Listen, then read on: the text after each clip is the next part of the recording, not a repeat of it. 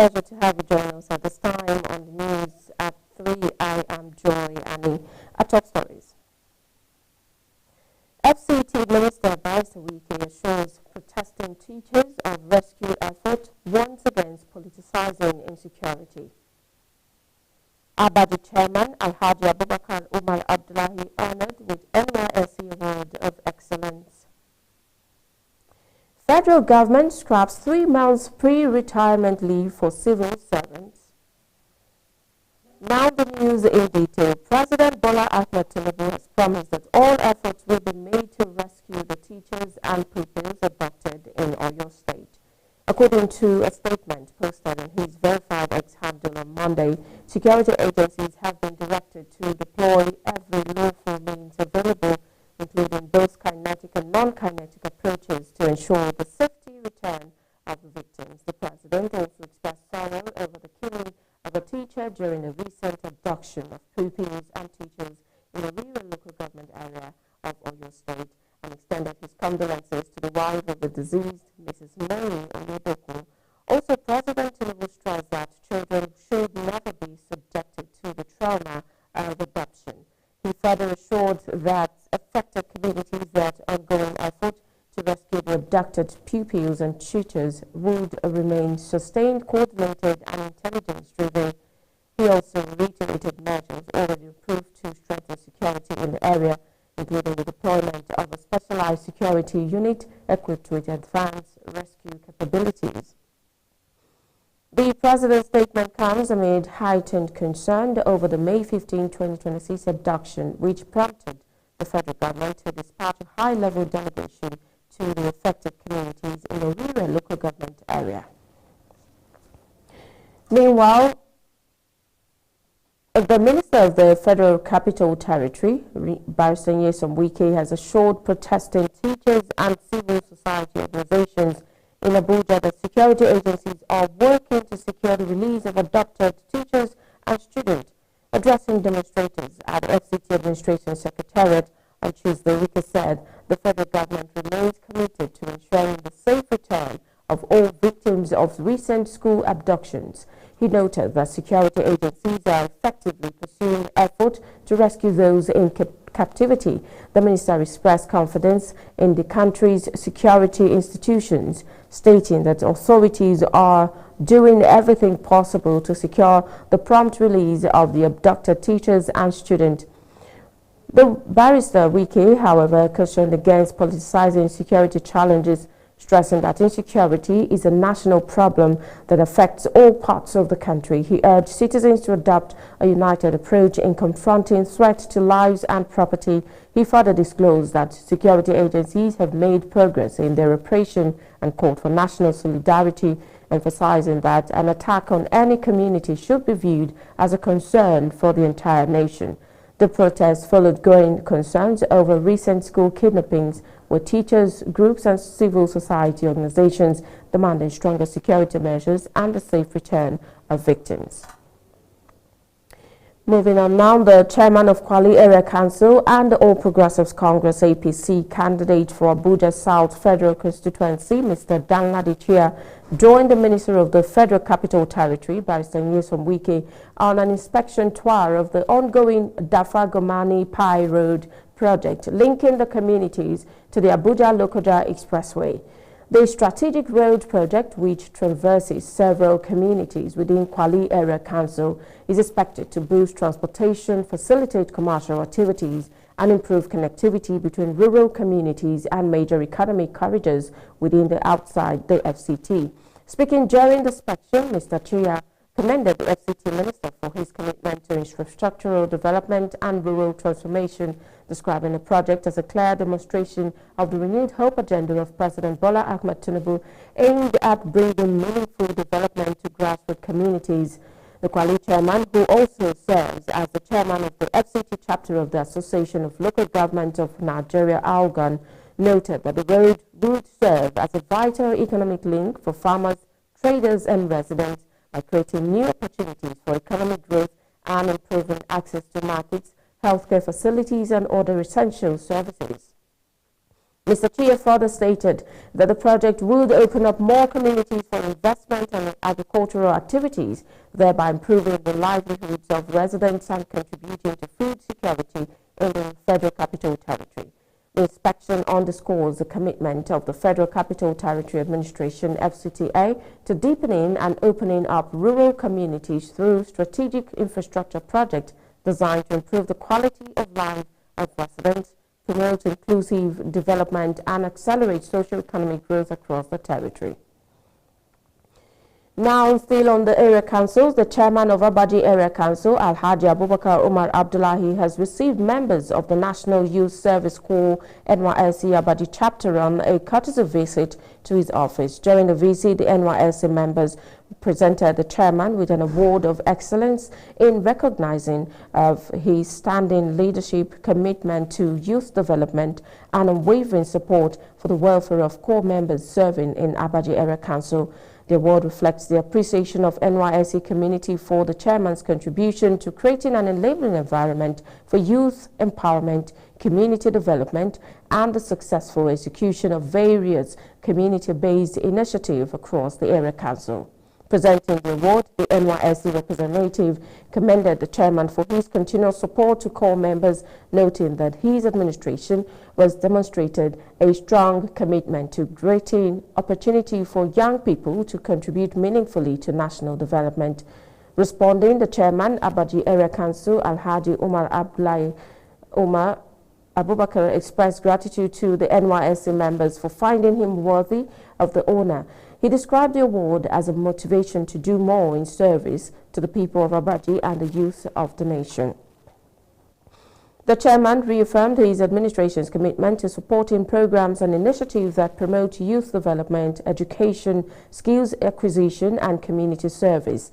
He urged the corps members to remain dedicated, disciplined, and committed to the ideals of the NYSC scheme while contributing positively to the growth and development of their host communities. Alhaji Abubakar Umar Abdullahi further assured the corps members of the council's continued support and welfare, emphasizing that young people remain critical stakeholders in socio-economic development of the area council and the nation at large. Meanwhile, the Director General of the National Youth Service Corps, NYSC, Brigadier General Lakunle Nafiu, has reaffirmed the scheme's commitment to advancing agricultural development through initiative and innovative youth-focused initiative. He stated this in Abuja while delivering his address at the launch of the Youth in Agribusiness Land Trust Fund, an initiative of the Federal Ministry of Youth Development. The Director General described the launch of the fund as a demonstration of the government's commitment to empowering the next generation of young people in the agricultural sector. Nafiu noted that the NYSC Skills Acquisition and Entrepreneurship Development programs places significant emphasis on agro-allied ventures and entrepreneurship, equipping corps members with the skills and knowledge needed to take advantage of emerging opportunities in the agribusiness.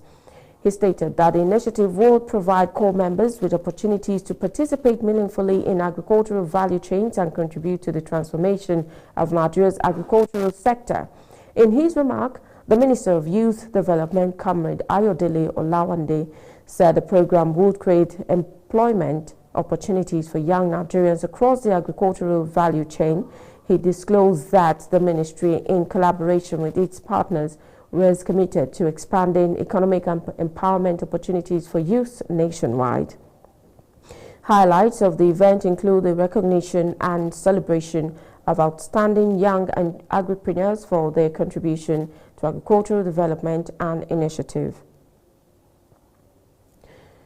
Now, the federal government abolished the 3-month pre-retirement leave for civil servants, according to a circular obtained by the media.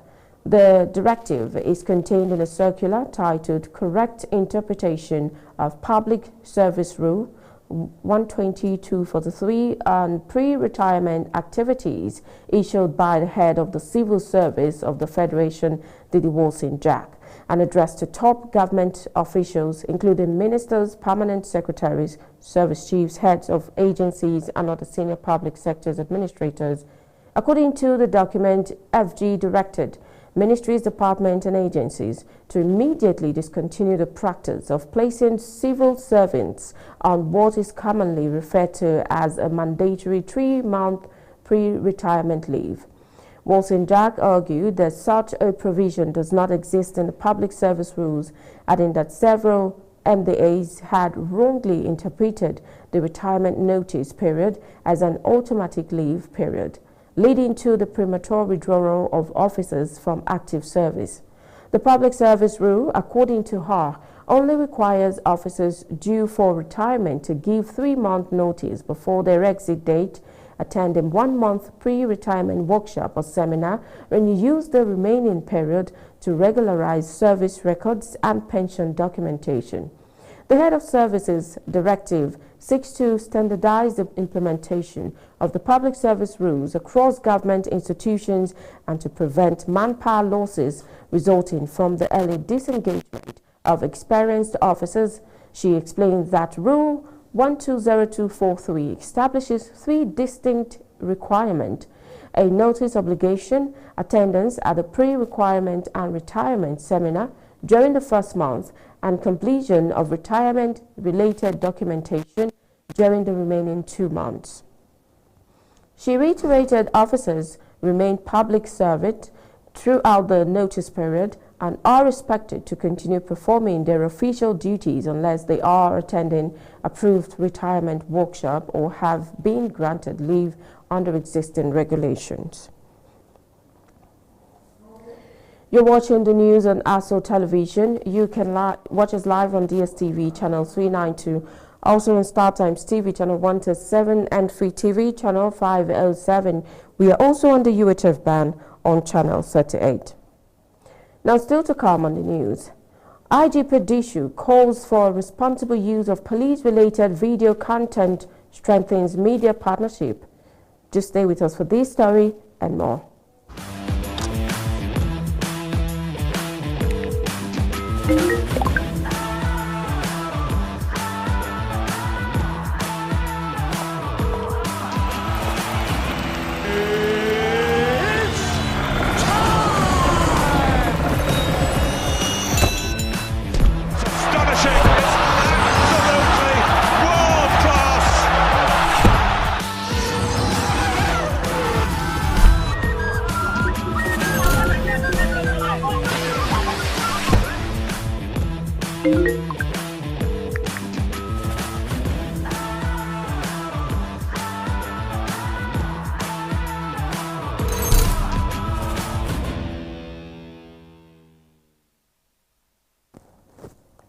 Many thanks for staying there. Now to the rest of the stories. The Inspector General of Police, IGP Olatunji Dishu, has called for greater responsibility and caution in the recording and circulation of police-related video content, warning that the misuse of such materials would undermine officers' morale, distort public perception, and negatively affect ongoing security operations across the country. The IGP made a call during an interactive session with members of the Crime Correspondent Association of Nigeria held at the Police Resource Center, Jabi, Abuja, while reaffirming the Nigeria's police force commitment to accountability, transparency, professionalism, and respect for human rights. The IGP stressed the importance of balancing public scrutiny with operational realities and the welfare of officers working under difficult and high-risk conditions. According to him, police personnel continue to make enormous sacrifices daily in the discharge of their constitutional responsibilities and deserve public understanding and support.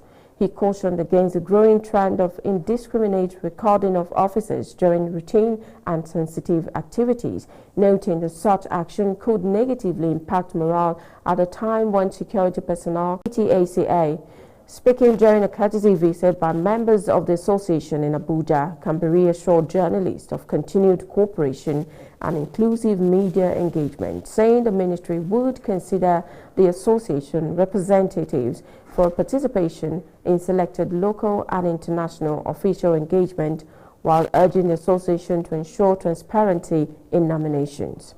The permanent secretary commended the association for its consistent media support to the ministry and the Minister of Aviation and Aerospace Development, Festus Keyamo, noting that efforts are ongoing to advance reforms in aviation sector.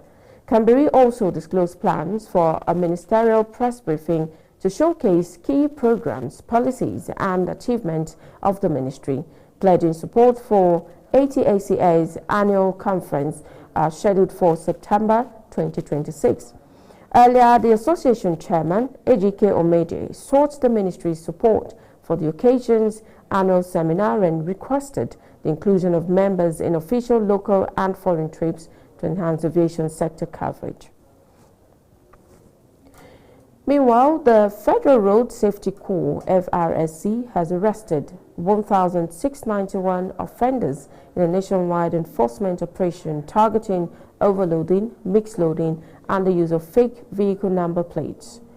The special operation condemned Operation Guduma, who was conducted across major transport corridors in 11 states and led to 683 arrests for overloading and mixed loading, 1,003 arrests for number plate related offenses, and the apprehension of 5 suspects using fake diplomatic number plates.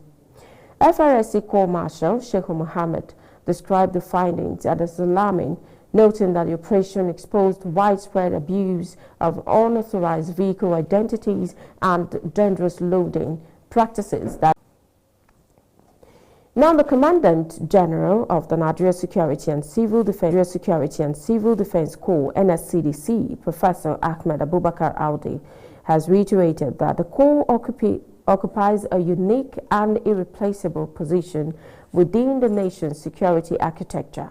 Professor Audi stated this during the opening ceremony of a 2-day strategic training on implementation of operational deliverables and research methodology held the Corps headquarters, Sauka, Abuja.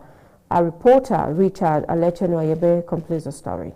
In his remarks, the NSCDC boss emphasized the Corps' critical mandates, which include safeguarding critical national assets and infrastructure, disaster management, intelligence gathering, and active community engagement. He highlighted the essence of the program, explaining that the initiative reflects management's commitment to strengthen institutional capacity through innovation, technology, and evidence-based decision-making.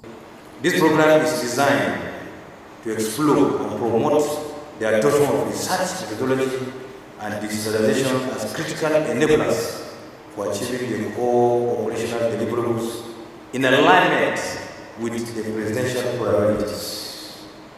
Like I just said, it is an instruction and a directive by government, and there are some KPIs that have been designed for us to follow, in terms of what we do as per our mandate, and we are expected to do that sequentially and logically. Professor Audi stressed that modern security challenges require analytical solutions, skills, meaning that personnel must look beyond field competence to identify problems, conduct research, and generate practical solutions. Earlier, the commandant in charge of planning, research, and statistics, Commandant Peter Okluhu, reminded participants that the federal government assesses the NSCDC strictly by its statutory deliverables and charged officers to maintain the highest levels of professionalism in their reporting post-training. Echoing this sentiment, the head of Critical Thinking, Research and Innovation Unit, Dr. Ogunshola Folashade, noted that navigating today's dynamic security environment demands a blend of field competence and critical thinking.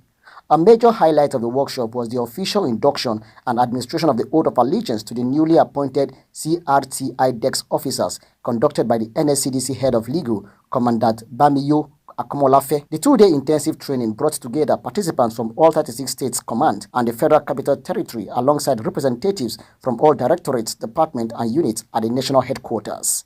Richard Alechenwayebe, ASO Television News.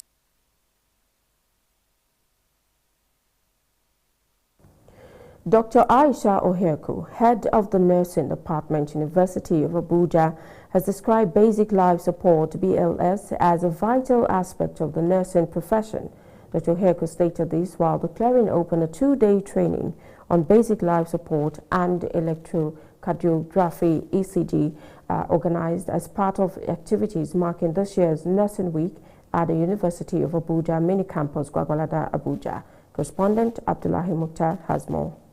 The two-day training was organized by Care Corps Mega Concept Initiative in collaboration with the Nigerian Cardiac Society on Basic Life Support and ECG as part of activities marking this year's Nursing Week. Speaking to the participating student, the head of Nursing Department, University of Abuja, Dr. Aisha Oheaku, urged them to take full advantage of the opportunity. She reminded the student that basic life support is essential in the nursing profession, stressing that any mistake by a nurse could have serious consequences, including loss of life and emotional trauma for affected families. Nursing is caring. We give holistic care not only to the sick, we think of even the ones that are behind the scene.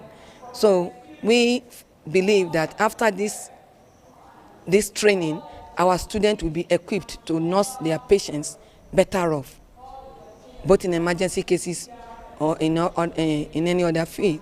Mrs. Madukwe Olusofoye, Basic Life Support Instructor and Chief Executive Officer of Care Corps Mega Concept Initiative, said the training was designed to equip nursing students with practical knowledge and skills in basic life support and ECG. She explained that basic life support is the first line of intervention for patients experiencing cardiac arrest and emphasized the need for healthcare professionals to be adequately trained in emergency response techniques. So we're looking at how to do what we call CPR, cardiopulmonary resuscitation, as well as how to give breath into somebody who needs that level of breath. And then to conclude it, we'll teach them how to carry out what we call electrocardiogram, ECG, helping to assess the working of the heart and what the state of the heart is in at that time. Some of the students also spoke on the significance of the training and what it means to them as student nurses. I just did an exercise just now and I think I've learned one or two. It really means a lot to me. It's upgrading my CV, my experience, so it means a lot to me. It's helped enlighten me about CPR, which is a first-line intervention for people with cardiac arrests. The students later engaged in practical sessions where they were taught how to handle patients during emergencies, particularly the appropriate procedure during their first contact with patients requiring urgent medical attention. At the end of the two-day training, the nursing students are expected to be more confident in responding to emergencies, thereby improving the quality of healthcare delivery. Abdullahi Mukhtar, ASO Television News.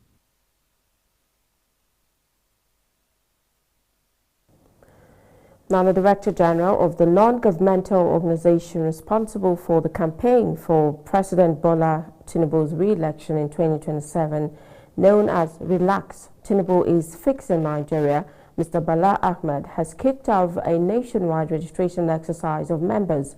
The Director General, Mr. Bala Ahmed, made this known during the launch of the exercise in Abuja. Topsy Gimba has the details. The Director General, Relax, Tinubu is Fixing Nigeria, Mr. Bala Ahmed, said the idea was aimed at bringing out, in the last 3 years, the achievements of President Bola Tinubu in Nigeria. Mr. Bala Ahmed said over 300 projects are said to have been achieved by President Bola Tinubu, but many of them are not known to Nigerians. He said, Relax, Tinubu is Fixing Nigeria has taken it upon itself to go around the 36 states of the Federation and the FCT to bring out these projects before the public to appreciate the person of Mr. President Bola Tinubu. The Director General, Relax, Tinubu is Fixing Nigeria, said the organization is targeting over 5 million registered Nigerians, both young and old, for Tinubu re-election in 2027. Nigeria's Medan for the remarkable effort being made to support entrepreneurship, small businesses, innovation, skills acquisition, and economic empowerment across the country. Those interventions continue to create opportunities for millions of Nigerians, especially our youth, thereby strengthening the nation's economy and advancing the goal of the Renew Hope agenda of Mr. President. His Deputy Director General and a popular Nigerian Nollywood actor, Zach Oji, also explained further why the campaign has become obviously necessary for Nigerians. People will all have the opportunity to register.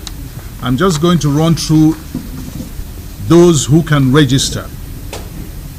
We have youths. Youths can register, women, men, students, professionals, markets associations, community leaders, supporters of Relax Tinubu is Fixing Nigeria movement, professional associations, people living with special needs. The woman leader of the organization, Dr. Uma Sani, also spoke at the launch of the registration exercise. And then we're going to work very, very hard, as we're always doing in Relax Tinubu is Fixing Nigeria, so that we go to the grassroots, and then all the women, the market women, we start seeing the results. That is all I can say for now, because everybody is going to go into the exercise, do their registration, and by the special grace of God, Mr. President is coming back in 2027. Other leaders of the organization, like the National Secretary Architect Felix Arume and the National Coordinator Southeast Nigeria, Mr. John Bosco, all spoke at the flag-off exercise. Topsy Gimba, reporting for ASO Television News. Now let's move from politics. The Chinese Embassy in Nigeria, in partnership with the Federal Ministry of Youth Development, has organized a youth exchange seminar aimed at strengthening bilateral relations and advancing the vision of a China-Africa community with a shared future. Speaking at the event, Minister Councillor Zhou Haiyou and Cultural Councillor Yang Jiangjing highlighted recent measures by China to deepen economic cooperation with Africa. They noted that China has introduced zero tariffs on products from 13 African countries and enhanced trade channels to boost African exports to the Chinese market. They also encouraged young people from both nations to foster dialogue and turn initiatives and innovative ideas into meaningful socio-economic benefits. On this side, I would like to say a few words to the Nigerian youth there today. You are leaders and pioneers in your fields. I hope you will become storytellers of China-Nigeria's and China-Africa corporations, sharing our visions of win-win cooperation with the world. And to Chinese youth here, I hope you will grow from the participant into champions of our partnerships. Use your voices, platforms to build a broader support, inspire more young people from both sides, and advance China-Nigeria's cooperation. It's a mutually beneficial and pragmatic cooperation group. So many Nigerian youth mentioned that they hope our two countries can deepen our technology and economic cooperation, especially the youth, to give Nigerian youth more opportunity to be trained and assist Nigerians' economic development. Actually, thank you for your trust. And economic cooperation is very, very, very important part of our two countries' cooperation. The Chinese officials further called on Nigerian and Chinese youth to promote mutual understanding and stronger cooperation. They reaffirmed China's commitment to working closely with Nigeria's Ministry of Youth Development by creating more opportunities for youth exchanges, partnership and collaboration. Representing the Minister of Youth Development, Director of Education and Youth Development, Mr. Despan Kwardam, described the initiative as a valuable platform for empowering Nigerian youth through internship, employment opportunities, cultural exchanges, and technology-driven programs. We will miss the point if we think this discussion is just about what young people can do to benefit from China, what China can do to benefit. No, it's about building a future together. What future do we want to create? I think that's the essence of this cooperation. And we will miss the point if we just go away hoping government or somebody is the one that will do it. Government is just a facilitator. You are the active drivers. You are the ones who will take up this vision and connect with your Chinese friend and tell them this is the future, this is the future we are going to build, that we are going to share together. He stressed that such engagement would help equip young people with the skills and exposure needed to contribute meaningfully to national development and international cooperation. Participants, including members of the National Youth Service Corps, expressed excitement over the insights gained from the seminar. They noted that stronger cooperation between Nigeria and China, particularly in technology and innovation, could significantly benefit the education sector and youth development. We shared initiatives that the youth could bring at the advantage that China and Nigeria have. China as one of the most populous countries, and Nigeria as one of the most populated countries, Africa, and also having like the youngest mind. So this program today opened my mind and opened me up to the ongoing progress between Nigeria and China, and then the future as well, because they are not just thinking of investing and in infrastructure, but also investing in the grassroots, which is us as the individuals. So they actually made us understand that it's not just only about the higher sector and the lower, there are also the lower sector that they also do. They brought, like, we actually complain about that why did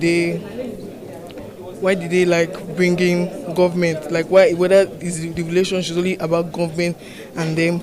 They now explain to us that it's not only about our own government and them, that they're also bringing like some programs for us to actually like engage in it. Like also this is a program that we the youth are also meant to like engage in that. The seminar held at the Chinese Cultural Center concluded with organizers pledging to sustain platforms that will transform youth engagement into long-term economic growth, innovation and development for both countries. But that's the bulletin. But before we go and look at one of our major stories again, we told you that the Minister of the Federal Capital Territory, Barrister Nyesom Wike, has assured protesting teachers and civil society organizations in Abuja that security agencies are working to secure the release of abducted teachers and students. That's the news. I am Joy Anu. Thank you for watching.